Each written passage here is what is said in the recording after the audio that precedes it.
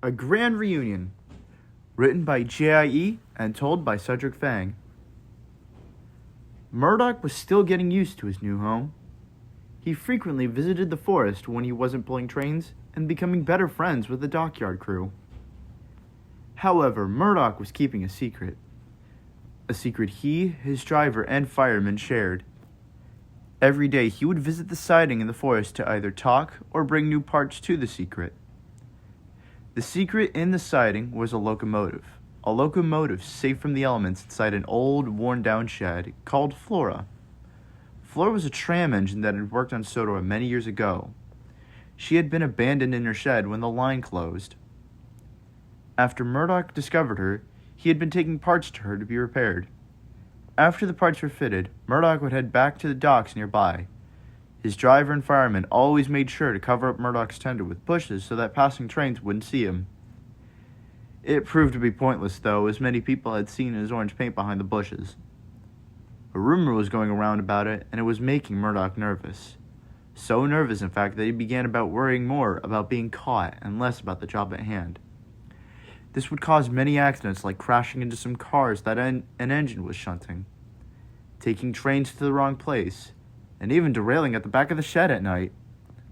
At last, Harvey told Sir Topham Hatt about it. Later that evening, just as Murdoch had left the forest and was heading to the docks, Sir Topham Hatt arrived.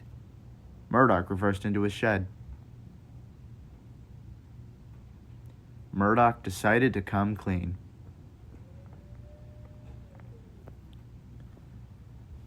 Topham climbed aboard, and off Murdoch went. When they arrived, Topham went over to the rusty siding. When he arrived at the shed, he gazed in surprise at what he saw. Flora was looking back at him, equally surprised but not pleased. She was worried he was there to scrap her. After a long conversation between Topham, Murdoch, and Flora, it was decided that tomorrow, Flora would be officially restored at the steamworks. Until then, Topham needed sleep. The next day, Gordon departed Knapford with the express. He was going well until he reached Henry's Forest. After going over the old rusty switch over and over, Murdoch had worn the rails down. When Gordon raced in, the rails buckled and he derailed, crashing into some trees. As passengers poured out of the coaches, some looked around for help. That's when they found Flora's shed.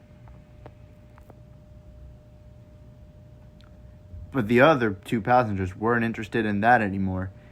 Instead, they sent pictures of Flora to their friends. Their friends continued passing the pictures around until the secret was out. Flora and her old shed, where she had been hidden for so long, were now all over the news headlines. No one cared about Gordon's accident now. They only cared about the creepy engine in the forest. Sir Topham Hatt saw these pictures as he was arriving at Knapford. He was horrified. Edward puffed in to collect his train.